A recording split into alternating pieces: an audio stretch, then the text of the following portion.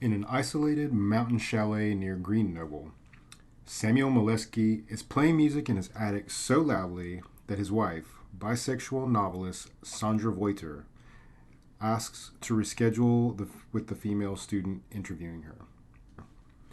Their son, Daniel, returns from a long walk with his guide dog, Snoop, to find Samuel dead below his attic window. Talking to an old friend, lawyer Vincent Renzi, she says the fall must have been accidental. When Vincent says that the court will not believe that, Sandra tells Vincent about Samuel's attempt to overdose on aspirin 6 months earlier, after having gone off antidepressants.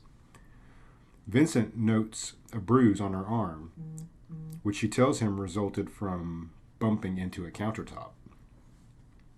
Daniel tells the police investigation that his police were having a calm talk when he left the house, but gives conflicting accounts of exactly where he was standing.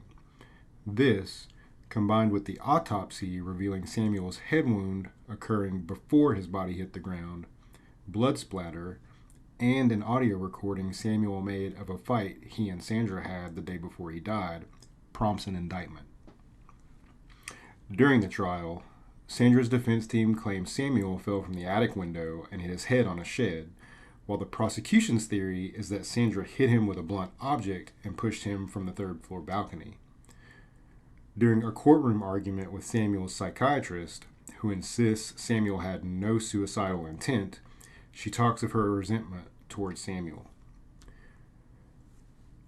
In the recorded fight, Samuel accuses her of plagiarism, infidelity, and exerting control over his life.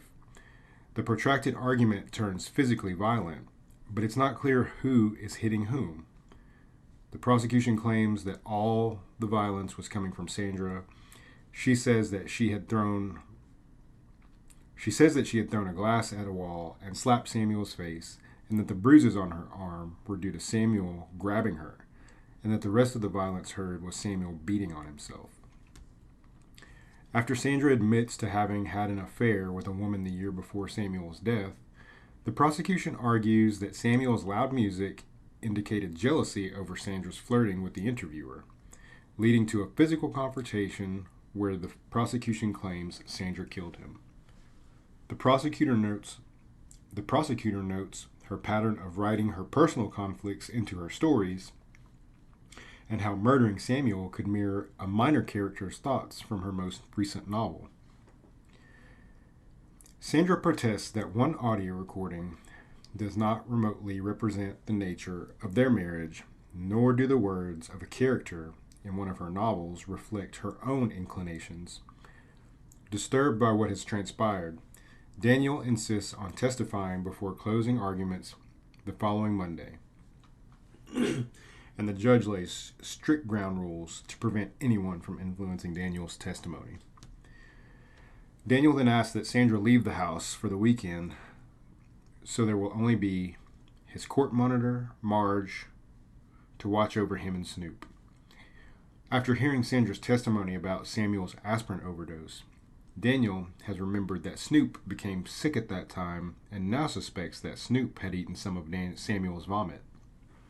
So that weekend he deliberately feeds Snoop aspirin and finds it has the same effect, which aligns with Sandra's testimony.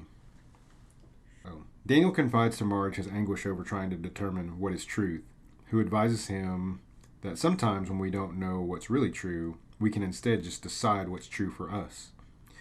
On the witness stand, Daniel says that if his mother did this, he can't understand it. But if his father did it, he can.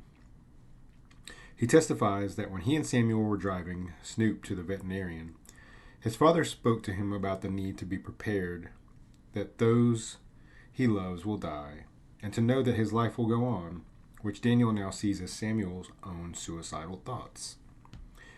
Sandra is soon acquitted after Daniel's testimony. When she comes home, Daniel tells her he was afraid of her homecoming, and she says that she was too, which leads to a warm, reuniting hug. As Sandra heads off to bed, she lingers at a photo of her and Samuel before falling asleep with Snoop.